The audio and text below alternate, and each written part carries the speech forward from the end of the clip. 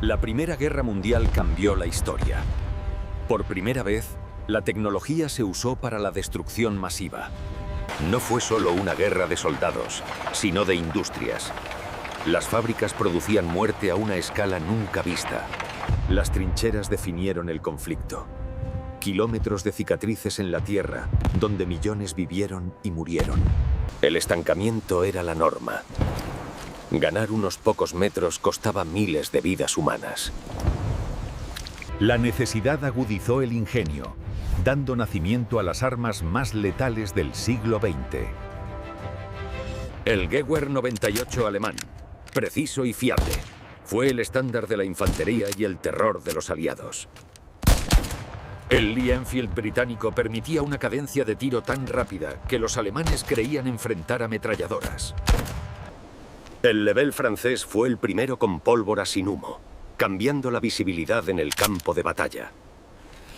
El Springfield 1903 americano, inspirado en el Mauser, destacó por su precisión letal a larga distancia. Cuando las balas se acababan, la bayoneta convertía la guerra moderna en un combate brutal cuerpo a cuerpo. La Steel Hand Granate alemana, o machacadora de patatas, permitía lanzamientos a mayor distancia gracias a su mango. La bomba Mills británica fue la primera granada de fragmentación moderna. Pequeña, pero devastadora.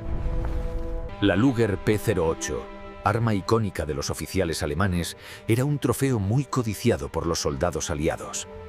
La Colt 1911 estadounidense demostró un poder de parada impresionante en el combate cercano de las trincheras. Algunos soldados usaban armaduras de acero medievales, pesadas e ineficaces contra la artillería, pero útiles contra balas. La ametralladora Maxim, el arma que industrializó la muerte, podía disparar 600 balas por minuto.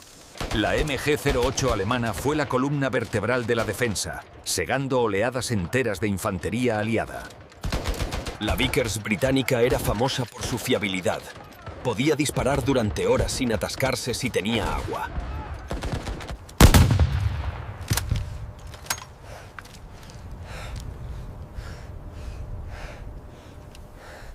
El Chauchat francés es recordado por sus fallos, pero fue pionero en el concepto de fuego de apoyo portátil. Estas bestias necesitaban agua para no fundirse. A falta de agua, los soldados usaban su propia orina. Al final de la guerra, el MP-18 alemán nació como el primer subfusil práctico para asaltar trincheras. La Browning MD-917 llegó tarde, pero demostró una capacidad de fuego sostenido impresionante. El sonido incesante del rat-tat-tat-tat causaba un trauma psicológico profundo en los soldados atrapados. La artillería causó el 70% de las bajas. Fue, sin duda, el verdadero dios de la guerra. El Gran Bertha alemán era un monstruo capaz de destruir fortificaciones de hormigón a kilómetros de distancia. El cañón de 75 milímetros francés revolucionó la artillería con su sistema de retroceso, permitiendo disparos rápidos. El cañón de París bombardeó la capital francesa desde 120 kilómetros. Un arma de terror psicológico. Los proyectiles de metralla explotaban en el aire, lanzando una lluvia de balas de plomo sobre las tropas. La artillería transformó bosques y pueblos en paisajes lunares, llenos de cráteres y barro. Los cañones ferroviarios eran tan grandes que necesitaban vías de tren para moverse y disparar.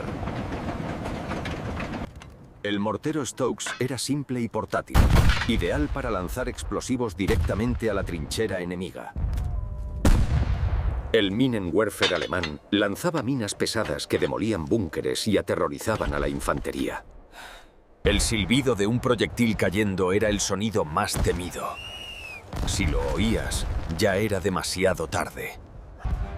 La barrera de fuego rodante protegía el avance de la infantería con una cortina móvil de explosiones. Desde globos cautivos, los observadores dirigían la artillería, convirtiéndose en blancos prioritarios para los aviones. Millones de proyectiles nunca explotaron. Aún hoy, la cosecha de hierro sigue apareciendo en Europa. La potencia de fuego utilizada en una sola batalla superaba a la de todas las guerras anteriores juntas. En Ypres, 1915, los alemanes liberaron gas cloro, una nube verde que ahogaba a los soldados en sus propios fluidos. El fosgeno era más letal e invisible. Sus efectos podían tardar 24 horas en matar a la víctima.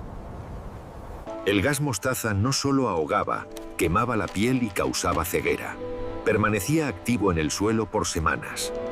Al principio, los soldados orinaban en trapos para filtrar el cloro. La desesperación era total. Las máscaras de gas se volvieron esenciales. Daban a los soldados un aspecto deshumanizado y aterrador. ¡Al grito de gas! El caos se desataba. Ponerse la máscara en segundos era cuestión de vida o muerte. El proyector Livens permitía lanzar grandes nubes de veneno directamente sobre las líneas enemigas por sorpresa. No solo sufrían los hombres. Caballos y perros mensajeros también necesitaban protección contra el veneno. Muchos sobrevivientes sufrieron problemas respiratorios crónicos por el resto de sus cortas vidas. El miedo al gas era constante. Cualquier niebla matutina podía ser el presagio de una muerte agonizante. Para romper el estancamiento, los británicos diseñaron buques de tierra. El proyecto secreto se llamó Tanque. Little Willie fue el primer prototipo. Era lento y torpe, pero el abuelo de todos los tanques modernos. El Mark I entró en combate en el Somme. A pesar de sus fallos, aterrorizó a los defensores alemanes.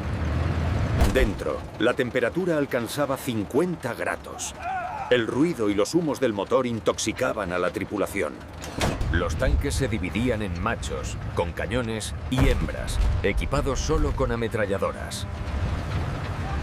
En Cambrai, 400 tanques demostraron que la guerra blindada era el futuro, rompiendo la línea Hindenburg. Alemania respondió con el A-7BB, una fortaleza móvil gigante, tripulada por 18 hombres pero muy inestable. El Renault FT-17 francés fue revolucionario, pequeño, ágil y el primero con una torreta giratoria moderna. Para detener a las bestias de acero, los alemanes crearon el primer fusil antitanque, el Mauser T-Gewehr.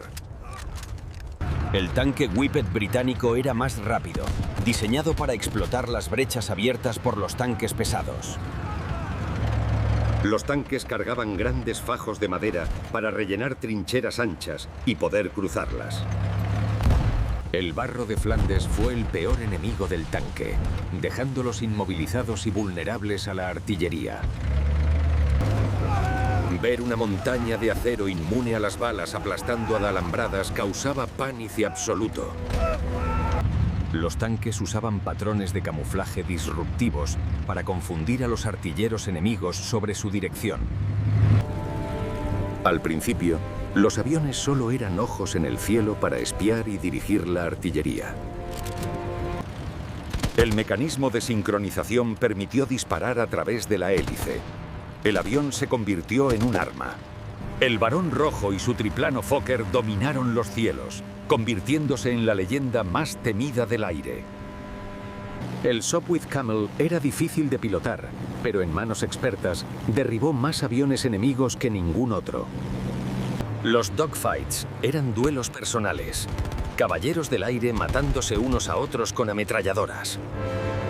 Los cepelines alemanes bombardearon ciudades como Londres, llevando la guerra total a los civiles. Para derribar a los gigantes de hidrógeno, se inventaron las balas incendiarias y explosivas. Los bombarderos Gotha reemplazaron a los dirigibles, iniciando la era del bombardeo estratégico moderno. La esperanza de vida de un nuevo piloto en 1917 era de apenas unas pocas semanas. Un piloto se convertía en un as tras derribar 5 aviones. Eran las estrellas de rock de la guerra. El SPAD 313 francés era robusto y rápido, el favorito de muchos ases aliados como René Fonck. Los aviones biplaza tenían un artillero trasero para proteger la cola, un trabajo muy peligroso. Antes de las bombas, lanzaban flechetes, dardos de acero que llovían sobre la infantería y caballería. Increíblemente, a los pilotos no se les daban paracaídas. Se pensaba que fomentaría la cobardía. La guerra aérea evolucionó más en 4 años que en décadas, estableciendo el dominio del cielo.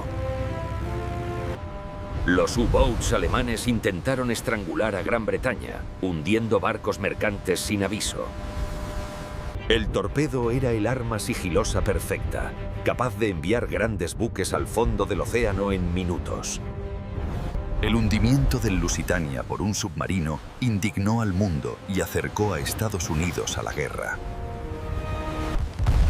Los dreadnoughts eran castillos de acero flotantes. Su sola existencia disuadía al enemigo. En Jutlandia chocaron las grandes flotas. Fue la mayor batalla naval, pero terminó sin un vencedor claro. Los Q-ships eran barcos mercantes armados disfrazados, diseñados para atraer y destruir submarinos. El lanzallamas fue un arma de terror puro, utilizada para limpiar trincheras y búnkeres con fuego líquido. Para los asaltos nocturnos silenciosos, se usaban mazas medievales llenas de clavos y hierro. El cuchillo de trinchera, a veces con puño americano, era brutalmente eficaz en espacios reducidos. En Messines, los británicos detonaron 19 minas gigantes bajo las líneas alemanas. La explosión se oyó en Londres. El teléfono de Campalla era vital, pero los cables se cortaban constantemente por la artillería. Perros entrenados corrían bajo el fuego llevando mensajes cuando las líneas telefónicas fallaban. Las palomas mensajeras salvaron a batallones perdidos. Cher Ami voló herida para entregar su mensaje. La intercepción del telegrama Zimmermann fue el arma de inteligencia que empujó a EU a la guerra. Las ambulancias motorizadas y los hospitales de campaña intentaban salvar vidas en medio de la carnicería. A la hora 11 del día 11 del mes 11, las armas callaron. El silencio fue ensordecedor. 10 millones de soldados murieron. Una generación entera perdida en el barro de Europa. La guerra aceleró la tecnología, aviación, medicina y química, pero a un coste humano terrible.